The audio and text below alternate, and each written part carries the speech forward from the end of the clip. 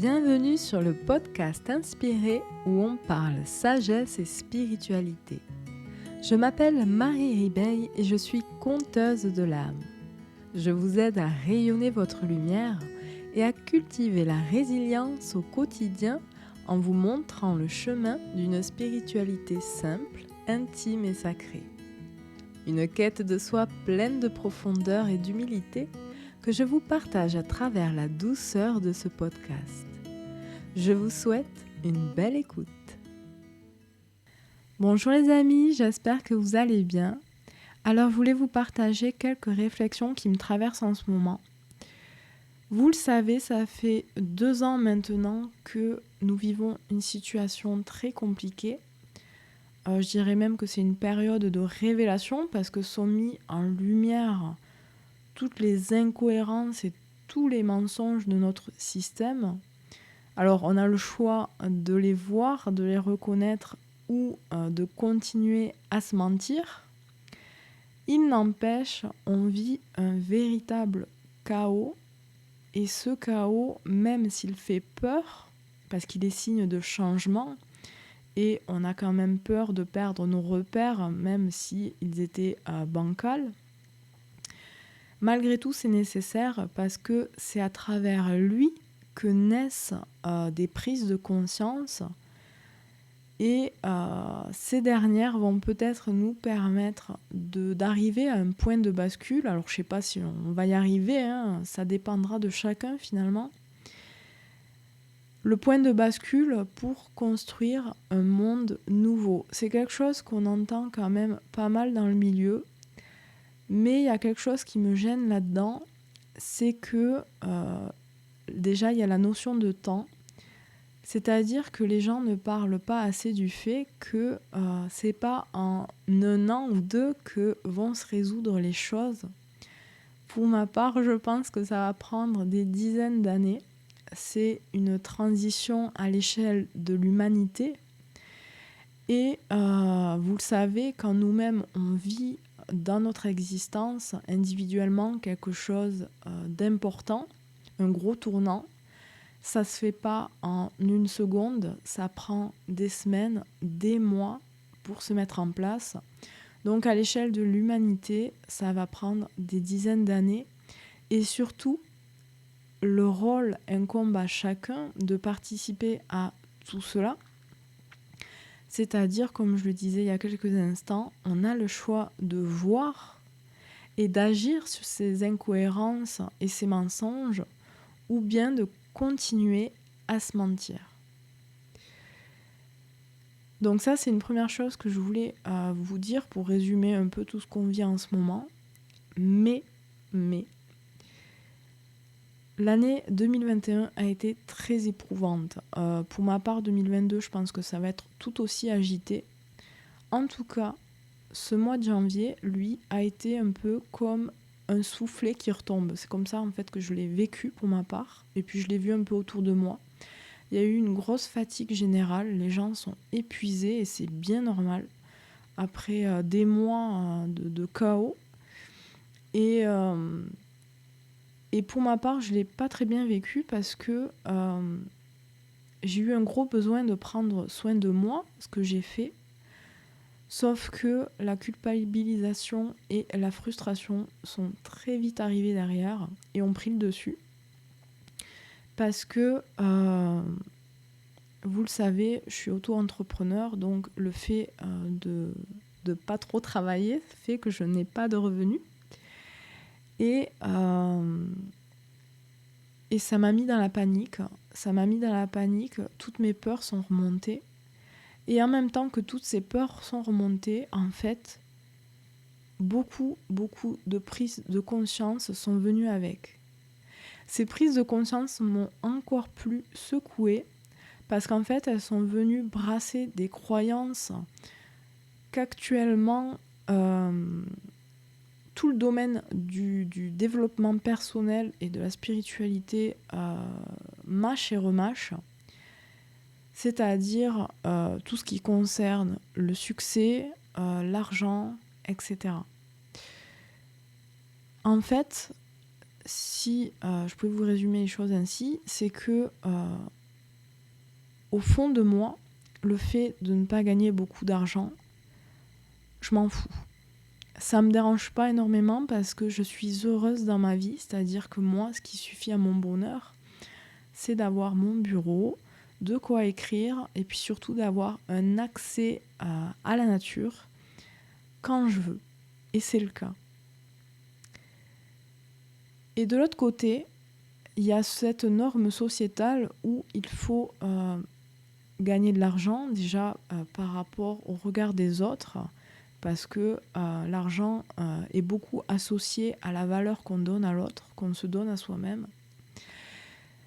Et en plus de ça, évidemment, il y a les factures à payer et tout ça. Bon, j'ai la chance d'avoir un conjoint sur lequel je peux m'appuyer. Pas trop quand même, parce que c'est pas juste qu'il porte tout sur les épaules. Mais il me met pas la pression. Donc j'avais le choix de vivre ce mois de janvier comme j'en avais besoin, c'est-à-dire de vraiment prendre soin de moi et de penser à rien d'autre. Sauf que j'y suis pas vraiment arrivée. Au début, oui. Et puis après, quand j'ai vu que ce besoin de me reposer et de prendre soin de moi durait un peu trop longtemps, là, c'est devenu un enfer. Et du coup, j'ai essayé de me débattre, j'ai essayé de lutter, j'ai posé des actions, j'ai travaillé. Et ça a été complètement infructueux. Parce que c'était pas le moment, tout simplement, que j'ai pas su m'écouter. Et c'est là où je voulais en venir, parce que quand on vit une crise comme on vit actuellement, ça vient forcément remuer et brasser toutes nos croyances, tout ce qu'on croyait acquis. Ça vient nous perturber dans notre quotidien, parfois de façon vraiment dramatique. Et on a cette impression finalement qu'il y a tout qui s'effondre autour de nous. Même si c'était qu'un simple château de cartes assez bancal, mais on a l'impression que tout s'effondre. Et c'est très perturbant à vivre et ça nous plonge dans un certain immobilisme, comme si on était dans le brouillard complet. En fait, on est complètement perdu, on ne sait plus où aller, on ne sait plus quelle direction donner à notre existence. Et c'est là, en fait, finalement, que deux choix se présentent. Soit le choix, et c'est un peu ce que j'ai fait en janvier malheureusement, de se laisser aller dans une spirale négative, c'est-à-dire de cultiver ce brouillard qui nous entoure de négativité, en se dénigrant, en se disant qu'on est nul, qu'on n'est pas capable, etc., qu'on n'est pas comme les autres, etc., ou alors, très mauvaise habitude de se comparer carrément aux autres, c'est-à-dire de voir un tel ou un tel qui réussit ses projets, qui sort des projets, qui est dans l'action, qui a l'air de bien vivre la période, etc. Et du coup, nous, de complètement zapper notre confiance en nous-mêmes. Ou alors, on a cette autre option qui, évidemment, est la plus judicieuse parce que finalement, c'est à ça que servent ces moments de stagnation, c'est-à-dire à prendre recul, à prendre de la hauteur et comprendre que si on est ici et maintenant dans l'immobilisme, ce n'est pas parce qu'on est nul, ce n'est pas parce qu'on n'est pas capable, ce n'est pas une punition divine ou que sais-je, c'est simplement que c'est un temps nécessaire qui nous est proposé pour revenir à l'intérieur de nous-mêmes, nous poser les bonnes questions, pour accueillir et laisser venir de nouvelles idées, pour mieux nous connaître, pour mieux nous écouter dans notre corps, mais aussi notre cœur, et comprendre au final qu'est-ce qu'on veut vraiment.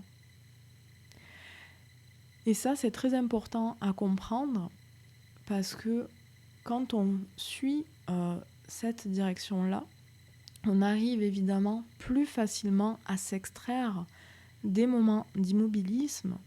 Et en plus de ça, on en aura fait un moteur, un tremplin pour vraiment nous reconnecter à notre boussole intérieure et nous redonner un cap à suivre. C'est vraiment le message que je voulais vous faire passer parce qu'autour de moi, je vois beaucoup de personnes qui sont épuisées, qui en ont ras-le-bol, et c'est bien normal vu tout ce qu'on vit, mais qui sont complètement découragées, et c'est là le problème, parce qu'il ne faut pas voir ces périodes-là comme des... Elles sont pas là pour vous faire souffrir, ces périodes. C'est pas une punition divine. Au contraire, faut essayer d'avoir un regard plus ouvert et éclairé pour comprendre que ce sont des cadeaux. Alors je sais, ça peut choquer parce que quand on vit l'expérience, bien au contraire, on n'est pas bien. Mais si on arrive à changer notre regard, alors on comprendra que les moments de stagnation, de pause et d'arrêt sont là pour qu'on revienne en nous-mêmes, pour qu'on se dépollue de l'extérieur, pour qu'on parvienne finalement à se reconnecter à notre boussole intérieure, pour arriver à redonner un cap à notre existence. Donc c'est des périodes où il est bon d'être dans l'introspection, où il est bon de se relier à la nature, de méditer. Alors il existe 1000 façons de méditer, pas forcément rester immobile les yeux fermés.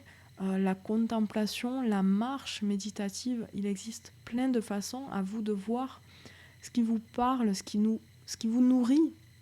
Parce que c'est essentiel pendant ces périodes justement de faire ce qui vous fait plaisir, de faire ce qui vous nourrit le cœur. Par exemple, moi, j'ai énormément lu. J'avais besoin de lire, de m'évader dans des histoires qui me font rêver. Ça m'a fait un bien fou. Et surtout, j'ai énormément randonné dans la nature. Juste respirer, être dans le silence, dans le calme. C'était me retrouver et ça m'a permis de prendre énormément de recul sur la culpabilité et la frustration que je vivais. Donc vraiment, c'est ça que je veux vous transmettre, c'est-à-dire ne pas envisager les périodes d'égarement comme des moments négatifs, mais vraiment les utiliser comme des leviers pour vous transformer, pour redéfinir un fil directeur à votre existence. Alors pour ma part, évidemment, comme je vous l'ai dit, j'étais un peu tombée dans cette spirale négative, mais bien heureusement, j'ai pris très vite du recul. C'est d'ailleurs pour ça que je vous transmets ces messages aujourd'hui, ces conseils. Et du coup, je suis très heureuse de m'être priorisée pendant ce mois de janvier, même si un mois, ça peut sembler long. C'est le temps qui m'était nécessaire pour aller mieux, tout simplement. Et c'est vraiment ce que je vous conseille de faire, c'est de vous prioriser et de prendre soin de vous écouter, et non pas de lutter contre ces moments de stagnation, parce que ce sont vraiment des cadeaux. Et du coup, comme je vais mieux, je suis très heureuse le mois prochain de reprendre les soins du mois. Alors, pour ceux qui ne savent pas, les soins du mois, ce sont des soins énergétiques en petits groupes et à distance. Et si je les fais en petits groupes, c'est pas pour rien, c'est parce que ça me permet de vous cibler toutes individuellement et de canaliser des messages pour chacune d'entre vous que je vous transmets en compte-rendu vidéo. Avec ça, en plus, vous avez aussi accès à une méditation guidée qui sert en fait de continuité aux soins pour les semaines suivantes. Et chaque mois, en fait, je pose un thème. Alors, le thème me sert juste de fil directeur pour le compte-rendu, parce qu'en plus de vous transmettre des messages à chacune, je fais aussi une guidance collective dans laquelle je vous transmets des messages. Et c'est pour ça que je pose un thème, c'est vraiment pour cibler les messages. Mais pour le soin énergétique, vous est transmis ce qu'il vous est nécessaire de recevoir, ce dont vous avez besoin, tout simplement. Donc, je vous invite à aller sur mon site. Je vous le répète, le thème du soin du mois de février, c'est la persévérance. Dieu sait justement qu'on en a besoin pour ce début d'année. Et rendez-vous sur mon site marie-ribeil.com pour vous inscrire. Je le répète, c'est le soin du mois. En tous les cas, je vous remercie de votre écoute. J'espère que tous ces messages vous ont fait du bien. N'hésitez pas à liker, à partager, à commenter aussi. Si vous avez des questions, vous pouvez en laisser sur ma chaîne YouTube ou sur mon site. Et on se retrouve à la semaine prochaine. En attendant, prenez soin de vous. Je vous aime. À très vite.